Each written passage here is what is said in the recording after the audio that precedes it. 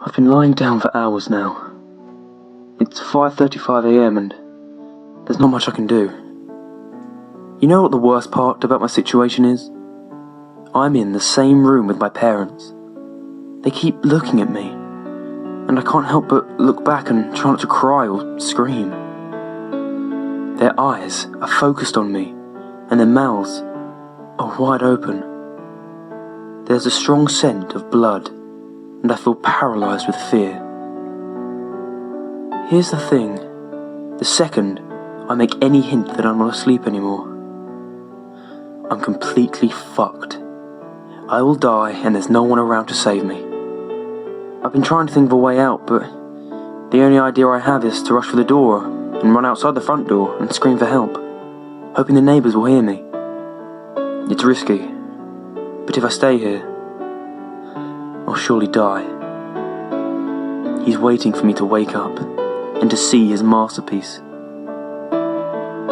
You're probably wondering what's going on. I get ahead of myself sometimes. About 3 hours ago, I heard screaming from the other side of the house. I got up, went to check on what the noise was, realising I had to use the restroom. Instead of doing the smart thing and investigating, I used the bathroom first. I could have gotten myself killed right then for my stupid actions, but I actually did my business and took a peek outside the bathroom. There was blood on the carpet. I got very worried and ran back into my room, hiding under the sheets like the pussy I was. I tried to convince myself to go back to sleep, that it was just some really vivid dream or something. But I heard the door open. Like the terrified child I was, I peeked from under my blankets to see what was going on. I could see something dragging my dead parents into the room. It was not human, I can tell you that. It was hairless, with no eyes or clothing. It walked like a caveman, with its back slouched as it dragged my parents. But this thing was much smarter than a caveman. It was aware of what it was doing. It propped my dad up on the edge of my bed and made him face me. It then sat my mother down in the chair and positioned her towards me as well. It then started to rub its hands upon the wall, staining them with blood, and then drew a circle with the devil's pentagram on it. This thing had made what it would probably call a masterpiece.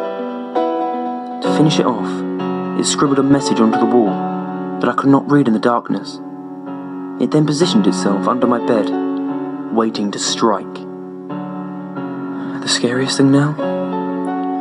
My eyes have adjusted to the darkness since then, and I can now read the message on the wall. I don't want to look at it, because it's terrifying to think about, but I feel I need to see before I'm killed. I peek at the creature's masterpiece. I know you're awake. In France, a young ambient musician by the name of Charles undertook an interesting new project. He was going to record the sound of himself sleeping and release it under the name La Nuit, or The Night. Charles lived alone in a rural area, which would remove things like car alarms, traffic and such from being recorded. He planned his project for many months, acquiring the sensitive equipment to capture all outside noises as well as his own during sleep.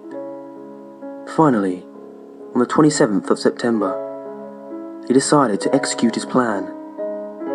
He set up all his equipment and fell asleep at midnight. The next day, Charles reviewed his recording. For the first hour, the recording played his own tossings and turnings, as well as some distant dog barks and a few car alarms, so much for his plan to distance himself from cars. These continued throughout the second hour as well, until Charles heard something that horrified him. At exactly 3 hours and 24 minutes in, the recording played the sound of his bedroom door opening.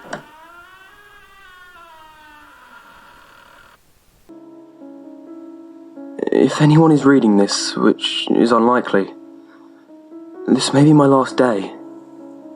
My name is Connor James, and I'm 27 years old. I used to have a wife, a beautiful wife. Her name was Lucy. She was perfect. Lucy was the greatest woman that you could ever imagine, until this thing took her from me.